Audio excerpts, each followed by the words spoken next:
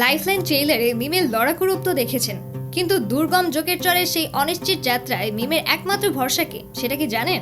তিনি অভিনেতা রেজওয়ান পারভেজ, যিনি আবার হাজির হচ্ছেন কোরবান চরিত্রে। চা গরম ওয়েব সিনেমায় চা শ্রমিক রবিন চরিত্রে অনবদ্য অভিনয় করে যিনি ইতিমধ্যে ওটিটি দুনিয়ায় দর্শকদের মন জয় করেছেন। থিয়েটার থেকে উঠে আসা সেই শক্তিশালী অভিনেতা রেজওয়ান পারভেজ এবার হাজির হচ্ছেন কাজী আসাদের লাইফলাইনে। শুটিং সেটে তীব্র গরম, ধুলোবালি আর প্রকৃতির রুক্ষতার সাথে লড়াই করে পর্দায় মিমের সাথে এক দারুণ কেমিস্ট্রি তৈরি করেছেন রেজওয়ান। তার ভাষায় কোরবান চরিত্রটি বাইরে থেকে গরম হলেও ভেতরটা একদম নরম।